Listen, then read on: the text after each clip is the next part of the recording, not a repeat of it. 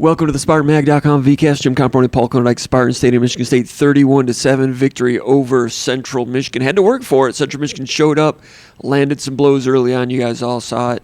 Noah Kim better as the game went along. Nathan Carter, nice debut for him. Defense played well on the same page.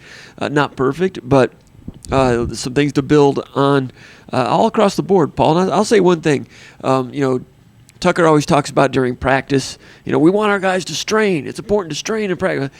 They came out, Michigan State had to strain today, which I think it's kind of a good thing. That's better than just like an early TKO. They get more out of it this way. Well, I think we learned a lot about Noah Kim as far as what makes him tick and who he is and what kind of human being he is and what kind of self or belief he has in himself and what kind of belief his team has in him, because there's a lot of guys that would really wilt in that situation.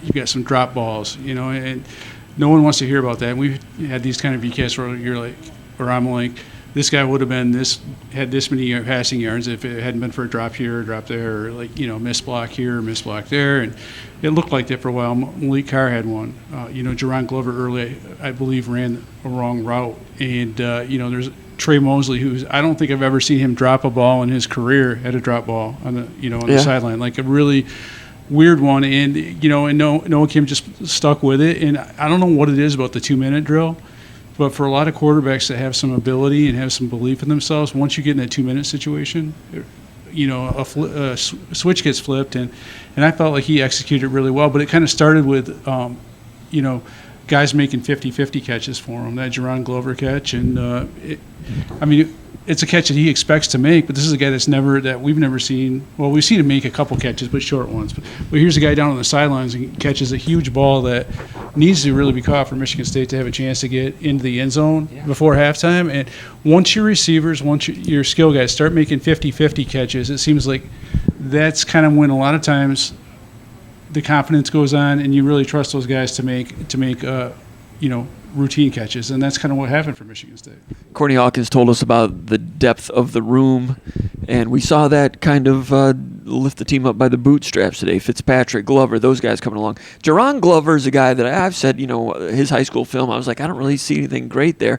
He came out today and made some game-changing plays, but the interesting thing about Glover is the coaches have never talked about him. Last year in preseason, he didn't get talked about much, and boom, he was on the field against Akron. Well, he played, and then he didn't play the rest of the year, preserved the red shirt. And then this year, preseason, coaches talking about Montori Foster, talking about Terrell Henry, talking about Antonio Gates, and I dropped Glover down outside of the two deep. Boom, he starts. Boom, he makes the game-changing plays. I would say the one thing about those guys, all through preseason camp, training camp, they're talking about the sophomore as a quartet. And every time, usually sometimes that's kind of cliche and generic because it's a way to include everyone.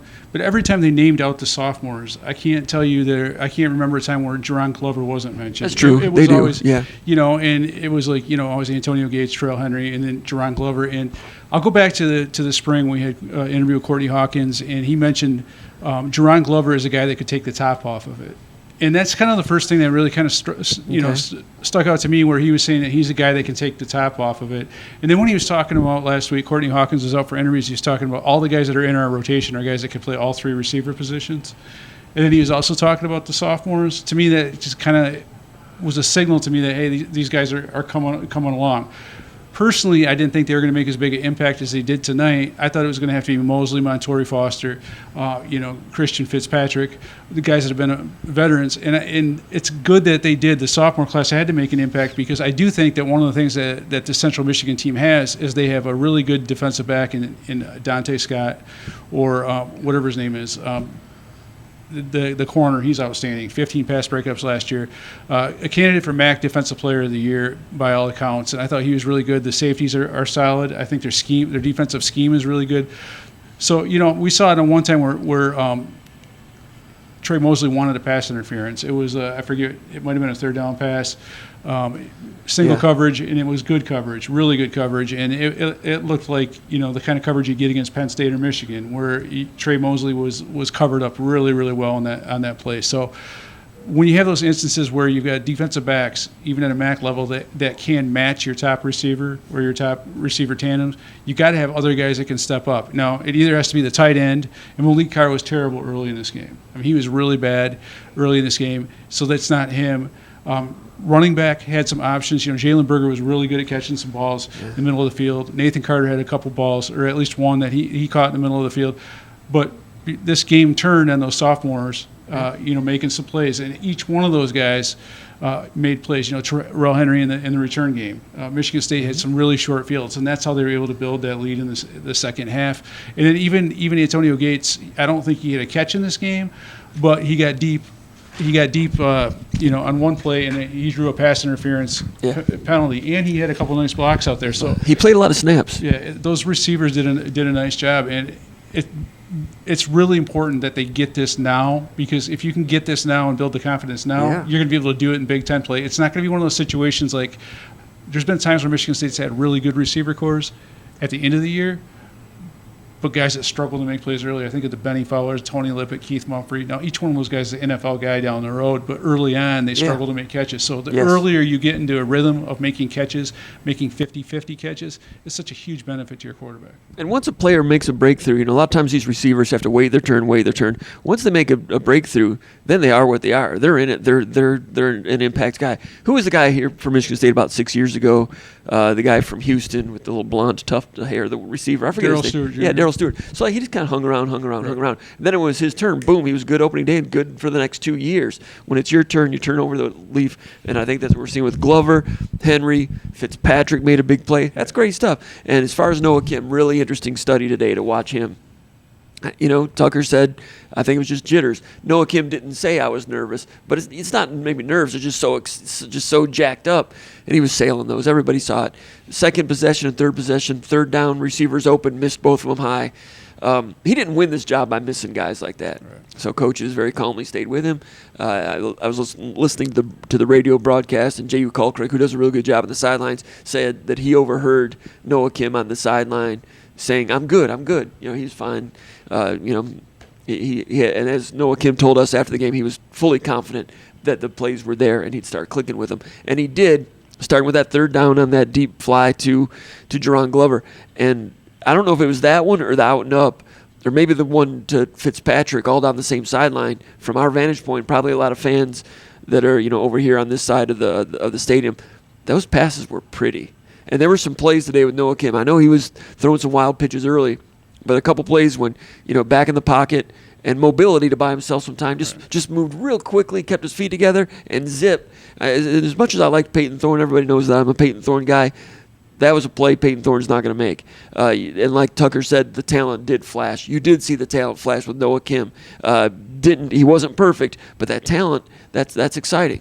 I think the area where I thought he struggled is the situations where you've got like a zone coverage type deal, and you've got two defensive backs in the area, and so instead of the ones where he did a really nice job where he had one-on-one coverage and he trusted his guys and he made a great throw where they could make a play. I think where he was struggling is where he had to make a quick read. He was worried about maybe is that coverage right? Are my eyes seeing what I think they're seeing?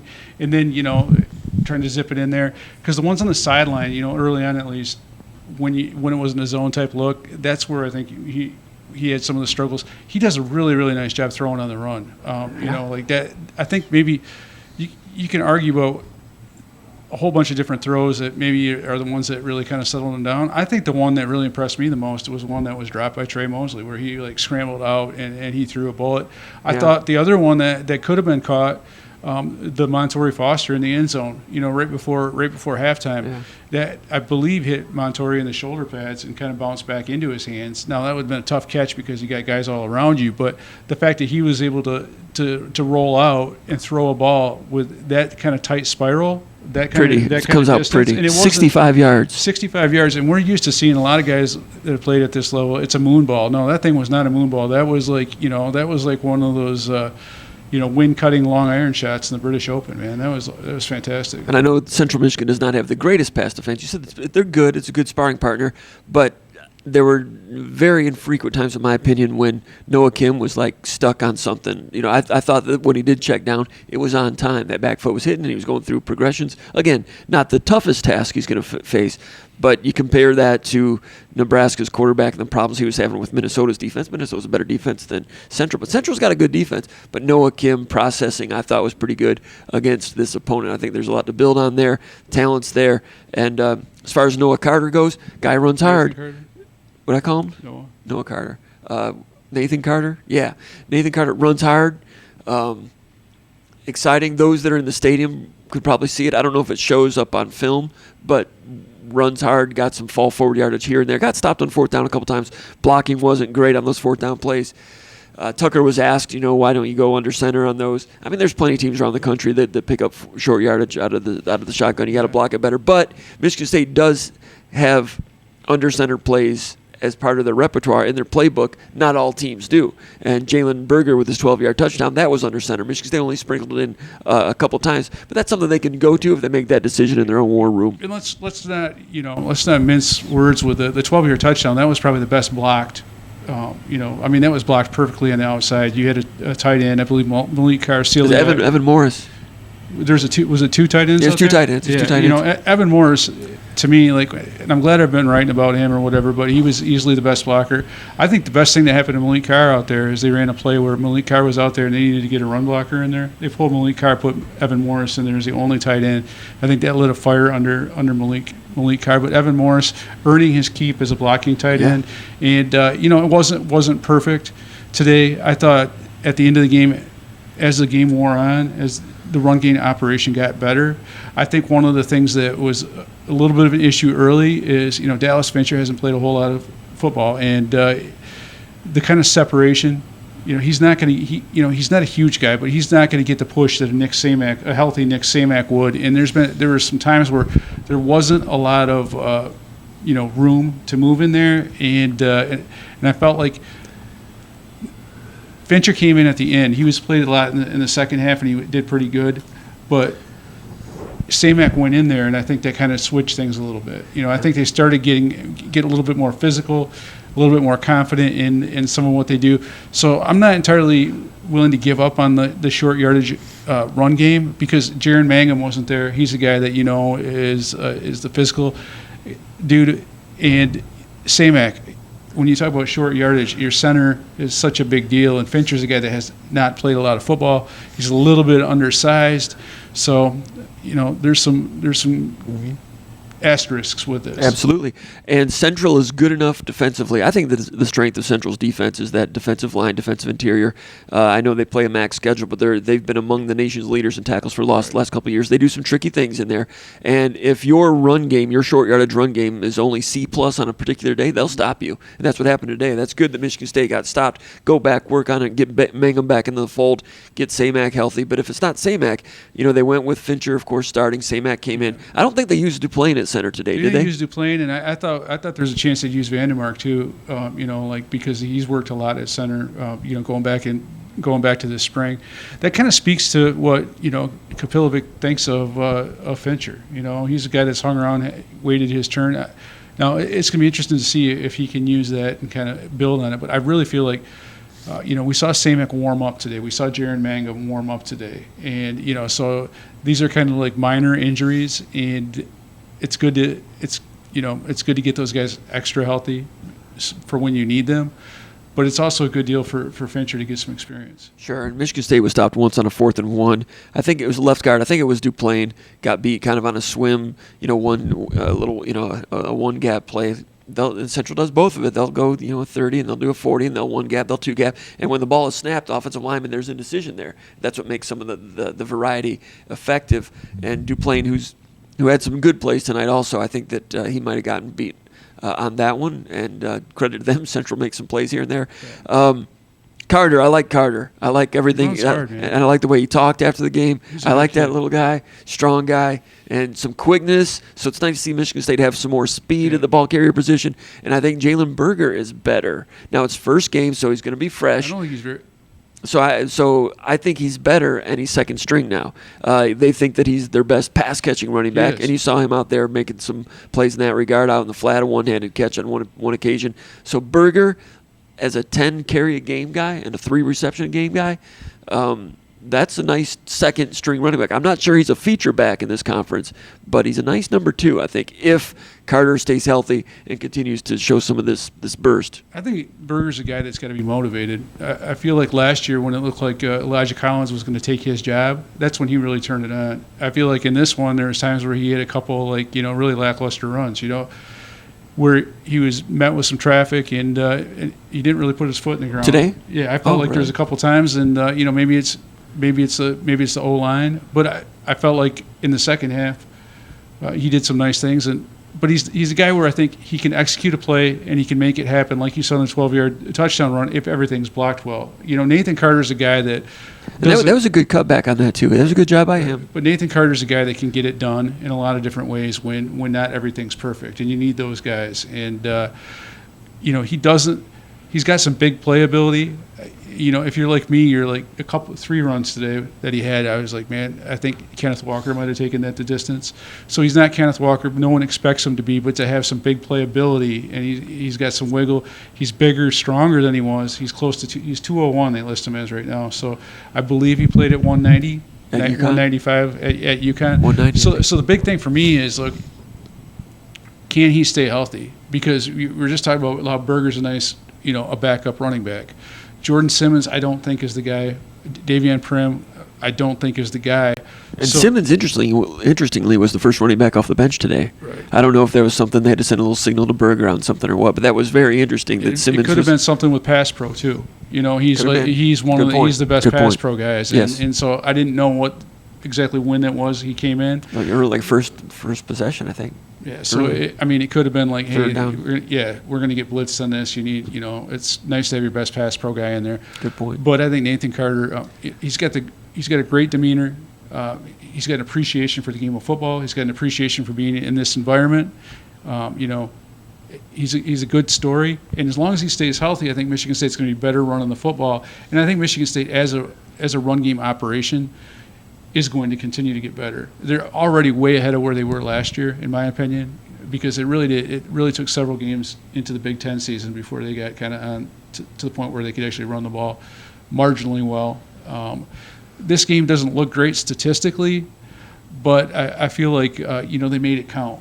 You look at 4 times in the red zone. You had two good runs in the red zone, rushing touchdowns, and you had 2 passes in the red zone. So. Not a perfect day for the offense, but just enough adversity to kind of see the character of some of these guys, and the character was good. Absolutely, and we've been hearing all preseason and in the spring too about the coaches saying that the depth is better than it's been, the size is better than it's been, and I think we saw that start to register in this game, like midway through the third quarter, where Michigan State's size and the depth, at tight end, Malik Carr was limping around a little bit, but of course Evan Morris is number 2, but Jalen Franklin got a block down to the goal line. Hopper came in and delivered some blocks. Defensive tackle all the way down to third string with, Dre Butler played a little bit and did all right. And that linebacking crew, 3 of them played, and then Jordan Hall got in there to 4 at 2 positions. And I thought Michigan State showed some nice team speed at the linebacker position on defense. Central Michigan's opening drive. There was that 3rd and goal play where they ran that kind of that muddle huddle, quick to the line toss outside, and it was Windman through the wash, running the alley, getting to and knocking him out of bounds and saving a touchdown. Speed to the outside at 245 pounds. And then later, Aaron Brule with a sack on that play. It was 3rd down, and he was a stand-up defensive end. He played the Jacoby Windman role on that one, and he kind of went inside, did a spin move and retraced, came back, got a sack. It took some speed to retrace and get back over there. So that was a 3rd down, got him off the field. Some speed there. Brule coming off the bench, giving him some speed and depth at linebacker. Windman, some speed there. I thought that was pretty good. Yeah, it wasn't like, last year Brule would come down in a 3rd down package. You saw all these guys mixing and matching on all 3 downs, and they played really well together. I felt last year, even though there was some individual talent at linebacker. With Cal Halliday had a really good season last year. I thought Jacoby Windman, when he's playing linebacker, did well, and Brule, I think, finished the year pretty well. 30 tackles, 4 sacks, 6.5 tackles for loss, and like 300 snaps or whatever. Had a really good finish this season, but I never felt like the linebacker unit was a cohesive unit. Today it was. So my question is, looking at that, is it because these guys have experience? Well, yeah, I think it is some of that. They trust each other. That's pretty evident. They've been talking about that all preseason. I think these guys are intelligent linebackers. Cal Halliday's smart. Jacoby Windman's a mindful, smart kid. Aaron Brule, he's a smart kid. And it's also cleaner for them to make plays. The defensive line, is doing its job. I felt like defensive end was as disciplined as we've seen it in a long time. Contained, keeping them contained. There was a couple times where guys got sucked inside, but nothing really seriously. I thought, you talked about the rotation at defensive tackle. The rotation at defensive end was really effective today. I thought, you saw a lot of different defensive ends in there. Bogle started the game and did a nice job. Zion Young had one of his better games. You can really see where he's come along in terms of football IQ. He sniffed out a couple of plays. He's a lot stronger. I thought Tumisi Adelaide played better than I thought he was going to, because he hasn't really played a whole lot of football. But he didn't make any egregious errors out there. He's pretty physical. There's Avery Dunn was out there quite a bit. Brandon Wright made some plays. Now there was some hands to the face, personal foul stuff, and that's going to happen. You want to avoid it. But Maverick Hansen got hit with one. The one that you really need to avoid is the Derek Harmon, taunting. And he's a good kid. And I know these defensive linemen are excited about the bodies that they have. They're excited about the talent they have, and they want to play with an edge. But you got to know where to draw the line. You got to play on the verge of a rage, but you can't show anyone up. You can't make those kind of mistakes. Yeah, you might get some hands to the face once in a while. It's going to happen, but you don't want to get into a situation where you can get off the field and then you get a taunting or that type of thing, because that's how you lose games. That almost should have cost them a touchdown. Yeah, it prolonged that drive, and they bailed it out. There's one time when Bogle made a play and really caved in either the tackle or the tight end there that allowed Halliday to come make a play. I was trying to look to see what the situation was. That was a key play by Bogle, not getting a stat on that one, but doing his job, like you said, with defensive ends. It might have been a quarterback. Something like one of those keeper things but that led. I know which one you're talking about, because I think that led directly to a Halliday tackle for loss. That's your second fumble. I know, man. You all right? Yeah, it's the paperwork. Mid-season form. Michigan State gave up the one touchdown pass. I talked to Mangum about that, and I talked to you about it a little bit at halftime. Michigan State settled in and did a really good job in the second half playing cover 4. And just kind of leveraged that thing, linebackers and safeties, and just coming in vice tackle, compression tackle, and just containment against a quarterback that's not going to push it down the field all that well, checking down and coming in. Then they started hitting when keeping it in front of you, play zone and hit. Dylan Tatum hitting today, that was good. Mangum with a good hit. You think back to 2 years ago when he came onto campus. That's a guy that you and I would have said, if you showed us those 2 highlights, he had 2 hits today where he actually, they were man-sized hits. They were real Big Ten safety-type hits. He's a plus hitter for a corner. That would have shocked me. Me too. If you said, like those, that would have been like a one-off. Yes. But that was pretty impressive. Malik Spencer, another guy, safety making he's slick. hits. He's slick. I've mentioned it before. Tatum in high school played defense and played like he's trying, not to get wet. He's trying to swim without getting wet. Not anymore. He's a plus hitter for a corner.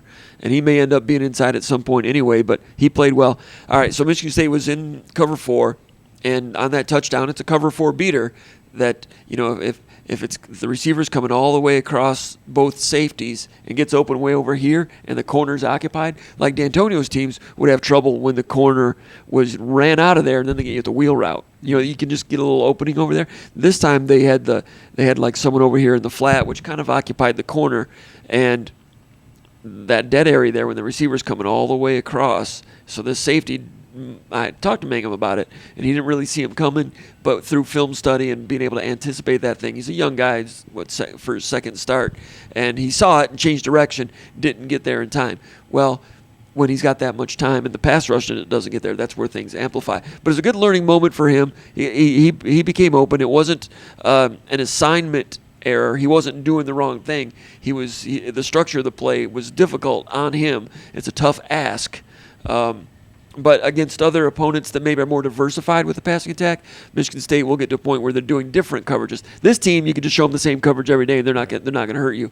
But it's nice that Michigan State, on the play that Armarion Smith made on third down, That was another nice play. corner blitz, and he came over to the vacated area, made a hit. It's like they called something, and everybody did it right, Paul, and the dude made a big hit, and then it got off the field. You know, one of the things, like, if you go back and watch the film, you're going to notice, like, those guys they talk about over communicating at defensive back. You could see a lot of those dudes where you actually see corners chirping and talking. The other thing I liked about this game is, I was really critical last year of Amir Speed and the lack of physicality. No, you weren't. Yeah, well, he deserves it, man, because the guy's sandbagging. Now he's on an NFL roster making good for him. A lot of money. Good for him. Good for him, but not good for kid. Good guy. I like him as a guy. I don't like him as a football player right. on this program. For this program, but I saw today, Chuck Brantley, not very big, man. You're probably bigger than Chuck Brantley, and there's not a lot of guys that that you could say that on a football team. But that dude came up, and there was times where it looked like someone was going to get past him, and he was in the wash, and he brought guys down. The defensive backs, the corners, actually played very physically today, and that really makes a huge difference. Because missed some tackles early on, but came around. They're going to miss some tackles. With as much, and I knew that was going to happen because you can't try to get to the season without injury and thud as much as Michigan State does without having some missed tackles. Now, you don't want it to continue, and I know they played physically in scrimmages, but you're talking about two scrimmages and very limited, tackle to the ground periods in practice. So you're talking about maybe less than a handful of those, and then you're gonna, the trade-off is you're gonna miss some tackles out here. But for as little as Michigan State did, I thought their tackling was pretty darn good out here. Well, they got better as they went along. That depth, the strength, and all that stuff, all those things took hold. Quarterback lit in. Marquis Lowry came off the bench, played some solid corner. So, hey, Michigan State looked all right today. The score, it was tight for a long time, but the final score, I think Central is decent. They may be like a 6-6 team. What they did against Penn State last year, I can't believe they went 4-8. Year before that, they went 9-4 and beat Washington State in the Sun Bowl. Maybe, I don't know if they got the quarterback play to do that this year. What they didn't do last year is they could, you look at 9-4. Why did they go 9-4? Because they were one of the best running teams in the country. Great tailback. Lou Nichols was there last year. He averaged 3.5 yards a carry. So how can a guy go from leading the FBS in rushing yards one year, and he's also still on the Green Bay Packers rosters, to my knowledge, but how can a guy go from rushing for almost 2,000 yards to 660 with 6 touchdowns, 3.5 yards a carry? Well, to me, that's an offensive line. They wanted to run the football. Central Michigan was committed to running the football. They must have ran for they ran about 40 times in this game. I'll check. And so to me, it's a good 41. Yeah. 19 by the quarterbacks, but still, they want to run it. They netted 123. They gained 162, netted 123, 3.0 per. If you can run the football, and you can shorten games. Yeah. And this was short with the new clock rule. Yeah, that's the other thing. Flew by. We talk about that first possession with all the penalties that almost cost Michigan State, should have cost Michigan State. Central Michigan had a massive time of possession advantage in that first quarter. I think they possessed it for 9.5 minutes in that first quarter. And they were snapping at about 5 seconds. They were running clock. They were trying to shorten the game, and it was working.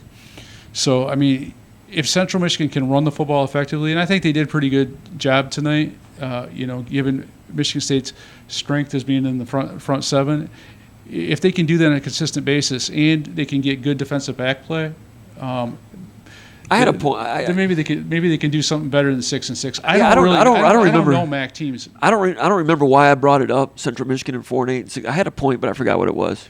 I didn't really want to analyze them. I was going to relate it back to Michigan State, but I can't remember what I was going to say. They've got good pieces. I think they're better. I think they're better team wise.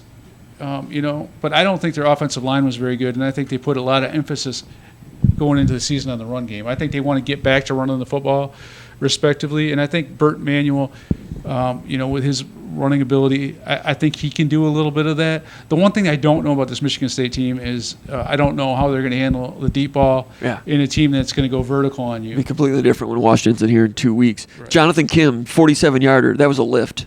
Dude, he could have that 47-yarder, 44-yarder, whatever it was. That thing was good from 65. I have never seen a ball in Spartan Stadium come off a kicker's, like a field goal kicker's foot with that kind of velocity and that kind of force, with that kind of height. He looked like an NFL kicker. I was like, hello. Dan Orner, former Michigan State kicker, finished out at North Carolina. He told me, before the season that he thought Kim was going to win the job. He said he'd made. His exact kind of words were he'd missed 3 field goals in all of camp. He's kicking the ball well. That was huge. So for all those offensive struggles and that crap, to see a guy under that situation, because that's real pressure, a 0 on the scoreboard, you got an angry fan base in a packed stadium, to see him make that as effectively as he did, that was his first college field goal kick. And, man, that was huge. Had to have it. 0-0. I mean, didn't really have to have it, but man, it was a big. For him, he did, because if that he sets up for the season. If he doesn't make that in those kind of kickers, when you got a leg like that, you're going to pull it and shank it. You're going to pull it's like a pull hook in golf, and if that comes off as a pull hook in golf, the psyche, the mental side of it is it's a really tough deal. And the way it came off his foot, he may put it through on the right hand side or right through down the middle, right at the top of the uprights. That was huge for him, and it kind of really goes to show how important a long snapper is, or a good snapper in general, because every one of Michigan State specialists tonight, from both punters, they really benefited from getting that ball right there very accurately, and it helps a lot. When he made that field goal, the team was fired up. It fired up the sideline because they knew what it meant. They're not taking those field goals for granted. That was good. Best field goal is a deflating thing, and if you have a guy that can kick with that leg, and get you something, that's important. His kickoffs were good, and Eckley was pretty good, and Eckley should have had that one killed inside the 5-yard line. That was beautiful, but Pepper, who had a good night, went down there and booted it in the end zone, and he was mad at himself, But it looks easy to us, I'm up here with a donut like, why do you even touch the ball? Just leave it alone. It won't go in the end zone. Easy for me to say. I'm not running down there hard and all that stuff. But Pepper's a good one. Pepper's a good one. Yeah, I mean, didn't make that play, but maybe he'll learn from that. He's a gamer, and I thought that's the other thing. I thought Michigan State, I've been really critical of their special teams. Like even when the Big Ten Network was here, they were talking about how good the special teams practice was. Michigan State's put a huge effort into special teams and getting better on special teams in terms of, getting personnel in there. Even the O'Shaughnessy guy from Ohio State, he had an end over end, like a punt inside the 20. I think I wasn't even paying attention when that happened. I didn't. He showed some real finesse on that. Is he a short field punter for them? I think so, man. He turned it end That'll over work. end. It was. What was I doing? I didn't even notice that. You're probably trying to write the game story, bro. I was late in the game. Yeah. So O'Shaughnessy punted twice. Okay. Yeah, so, I mean, he's a guy that works. To me, that's another thing, man. It's like a good directional type thing. That was like some good finesse punting. Kickoff was good. I thought return team was good. Guys wanted to play special teams. The only thing that was really tough was Alante Brown essentially, I think, knocking himself out on the opening kickoff. And he was just and that was a good block, too. I mean, out cold, like you see boxers sometimes do that.